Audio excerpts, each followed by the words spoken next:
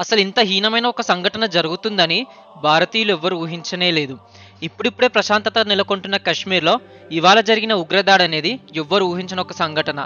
ఈ సంఘటనతో కేవలం భారతదేశమే కాదు, యావత్ ప్రపంచం మొత్తం షాక్‌కి గురయ్యేలా చేసింది. ఇంతటి దారుణానికి పాల్పడ్డ ఆ ఉగ్రవాదుల్ని మట్టుపెట్టాలనేదే ఇప్పుడు భారతీయులు కోరుకుంటున్నది.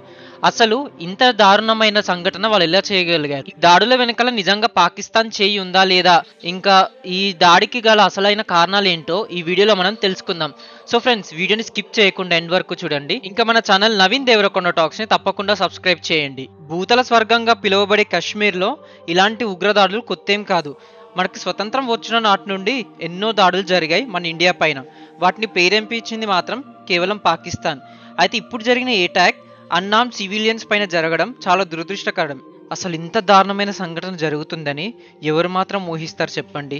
అక్కడికి వచ్చిన టూరిస్టులకేం తెలుసు ఇదే వాళ్ళ జీవితాల్లో చివరి రోజని? అక్కడ కేవలం ఒక్కరో ఇద్దరో మాత్రం కాదు, మొత్తం 26 మంది టూరిస్టులు చనిపోయారు. ఇది అఫీషియల్ రికార్డ్స్ ప్రకారం.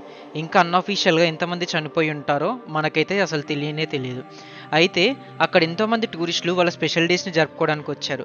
కొంతమంది వాళ్ళ పెళ్లి రోజును సెలబ్రేట్ చేసుకోవడానికి వచ్చారు. కొంతమందిని వాళ్ళ మమ్మీ డాడీని సైట్ సీయింగ్ కోసం అని కాశ్మీర్ తీసుకొచ్చారు. అయితే ఈ ఉగ్రవాదులు ఆర్మీ డ్రెస్ వేసుకొని వచ్చి కేవలం స్పెసిఫిక్గా హిందూస్ని టార్గెట్ చేసి చంపారంట. వాళ్ళ ఐడి కార్డ్స్ చూపించమని చెప్పి వాళ్ళు హిందూసో ముస్లిమ్సో తెలుసుకోవడానికి ఈవెన్ వాళ్ళ ప్యాంట్ని అన్డ్రెస్ చేసి మరి చూశారంట. ఇది వినడానికి ఎంత జుగుప్సాకరంగా ఉంది ఒక్కసారి ఆలోచించండి. ఇంతటి దారుణాన్ని కొడిగట్టిన పాకిస్తాన్కి బుద్ధి చెప్పే సమయం వచ్చింది. అది కేంద్ర ప్రభుత్వం ఏ విధంగా తీసుకుంటుందో చూడాలి. కానీ ఈసారి మనం ఇచ్చే సమాధానానికి టెర్రరిస్ట్ మూకలు దడదడ ఉనికిపోవాలి తిరిగి భారత్ పైన అటాక్ చేయడానికి. అది పీఓకే పాకిస్తాన్ ఆక్యుపైడ్ కాశ్మీర్ని తీసుకుంటుందా, లేకపోతే పాకిస్తాన్లో భాగమైన బలూచిస్తాన్ని మరో దేశంగా ప్రకటించడానికి ఇండియా సహాయపడుతుందా? ఇలాంటి మెజర్స్ తీసుకుంటే తప్ప పాకిస్తాన్ ఈ దుశ్చర్యలకు పాల్పడకుండా ఉంటుంది. అయితే ఇండియా పాకిస్తాన్ మధ్యలో మరొకటి కూడా ఉంది. అదే ఇండస్ వాటర్ ట్రీటీ. ఈ ఇండస్ వాటర్ ట్రీటీ ప్రకారం 80% వాటర్ పాకిస్తాన్కి ఇస్తామని భారత్ ఒప్పుకుంది. అంటే జస్ట్ 20% వాటర్ మనం ఉపయోగించుకోవాలి. పాకిస్తాన్ని దెబ్బతీయాలంటే స్ట్రాటజికల్గా ఇలాంటి ఒప్పందాలను రివోక్ చేయడం వల్ల వాళ్ళు వణికిపోతారు మరోసారి ఉగ్రదాడులు చేయాలంటే. ఒకసారి ఆ టెర్రర్ అటాక్ ఎలా జరిగింది, ఎవరిపైన జరిగింది అనేది చూద్దాం.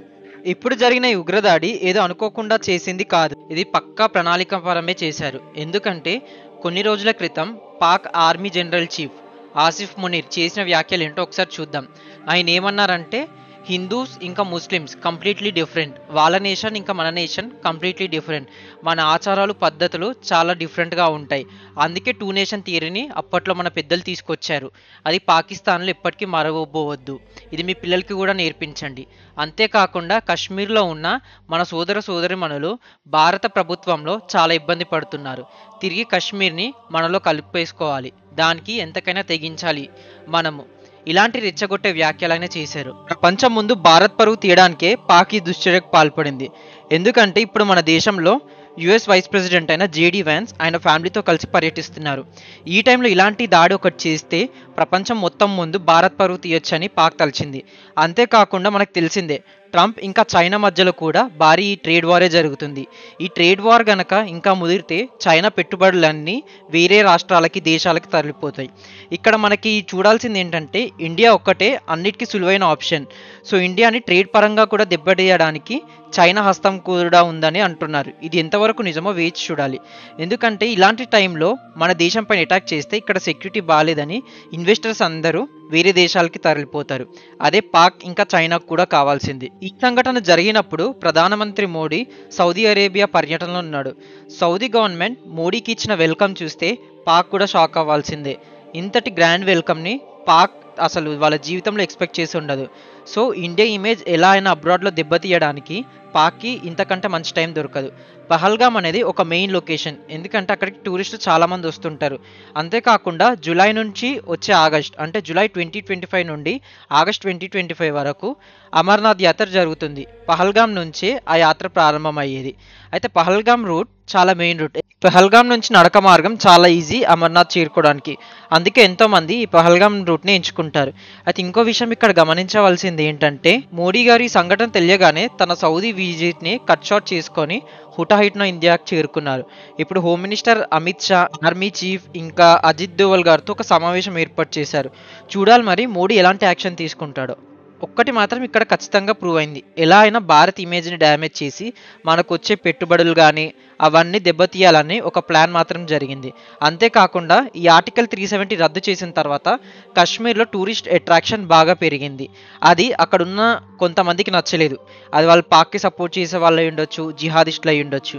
వాళ్ళ ఉద్దేశ్యం ఏంటంటే ఇక్కడికొచ్చి కశ్మీర్ కల్చర్‌ని ఇన్వేషన్ చేస్తున్నారు. ఎక్కువ మంది హిందువులు కశ్మీర్‌ని విజిట్ చేస్తున్నారు. అది వాళ్ళకి నచ్చలేదు. సో, వాళ్ళు ఉన్నామని గుర్తు చేయడానికి ఇలాంటి చర్యకు పాల్పడ్డారు.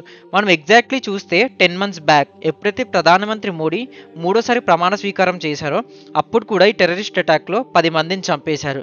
ఇక్కడేంటంటే ప్రతి ఒక్క అటాక్ ఒక ప్లాన్ పరంగా జరుగుతుంది. ఇండియా ఇమేజ్‌ని ఎలా అయినా దెబ్బతీయాలని. ఆ ప్రమాణ స్వీకారం రోజు కూడా ఎంతోమంది ఫారెన్ డిగ్నిటరీస్ ఇండియాకొచ్చారు.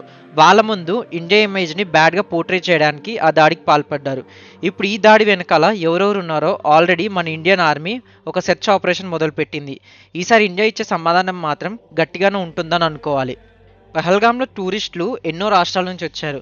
అది వెస్ట్ బెంగాల్, ఆంధ్రప్రదేశ్, తమిళనాడు, కర్ణాటక ఇంకా ఇలా చాలా రాష్ట్రాల నుంచి కశ్మీర్‌కి టూరిజం కోసం వెళ్లారు. అయితే దాంట్లో ఒక సంఘటన చూస్తే మన హృదయం కలిచివేస్తుంది. ఒక యువ జంట ఒక కొత్తగా పెళ్ళైన జంట కశ్మీర్‌లో గడపడానికి వెళ్లారు. వాళ్ళ పెళ్ళై కేవలం 7 రోజులు మాత్రమే. ఆ భర్తని తన కళ్ళ ముందే ఎలా అంటే తను ముస్లిమా కాదా అని ఐడెంటిఫై చేసుకోవడానికి తన ప్యాంట్‌ని అన్‌డ్రెస్ చేసి మరి చూసారంట. తను ముస్లిం కాదని తెలిసిన తర్వాత తుపాకులతో పేల్చి తన భార్య ముందే కాల్చి చంపేశారంట.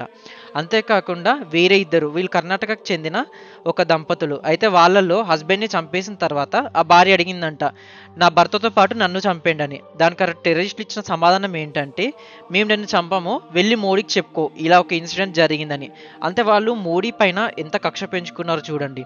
ఇక్కడ ఏదైనా ఉంటే గవర్నమెంట్ ఇంకా ఆర్మీతో చూసుకోవాలి గానీ, అనార్మ్డ్ సివిలియన్స్‌తో ఇలాంటి ఫైట్ అనేది అసలు ఎవ్వరు ఊహించుండరు. వాళ్ళ దగ్గర ఆయుధాలు లేనప్పుడు ఇలాంటి ఒక దాడికి పాల్పడడం అనేదే చాలా అంటే చాలా దురదృష్టకరం. మన ఇండిపెండెన్స్ తర్వాత ఇలాంటి అటాక్స్ ఎన్నో చూసుంటాం గానీ, ఇవాళ జరిగిన అటాక్ మాత్రం చాలా హృదయ విదారకం అనే చెప్పాలి. ఇండియాతో పాటు అటు పాకిస్తాన్ కూడా హై అలర్ట్‌నే ప్రకటించింది. ఎందుకంటే ఏ క్షణంలో అయినా యుద్ధం జరగక తప్పదనే చెప్పాలి. మన ఇండియాకి even US president Donald Trump, Russia president Vladimir Putin open హార్ట్‌గా సపోర్ట్ చేశారు. మీరు ఏ డెసిషన్ తీసుకున్నా మేము సపోర్ట్ చేస్తామని. నా ఉద్దేశంలో ఏంటంటే ఇది మనకి ఒక మంచి టైం అనే చెప్పుకోవాలి. పీఓకే పాకిస్తాన్ ఆక్యుపైడ్ కాశ్మీర్‌ని తెచ్చుకోవడానికి. అది ఒకవేళ మనలో కలుపుకున్నా సరే అక్కడ స్టెబిలిటీని మెయింటైన్ చేయడం ఒక పెద్ద సెక్యూరిటీ కన్సర్న్ అనే చెప్పాలి. అది మన గవర్నమెంట్ ఎలా హ్యాండిల్ చేస్తుందో చూడాలి. సో ఫ్రెండ్స్, నా ఉద్దేశం ప్రకారం ఏ యుద్ధాలు ఏవి జరిగినా సరే ఇలా అన్ఆర్మ్డ్ సివిలియన్స్ పైన అటాక్ చేయడం మాత్రం అసలు కరెక్ట్ కాదు. మీ ఉద్దేశం ఏంటో కమెంట్ చేయండి. సో ఇలాంటి మరిన్ని వీడియోస్ కోసం మన ఛానల్ నవీన్ దేవరకొండ టాక్స్‌ని సబ్స్క్రైబ్ చేయండి.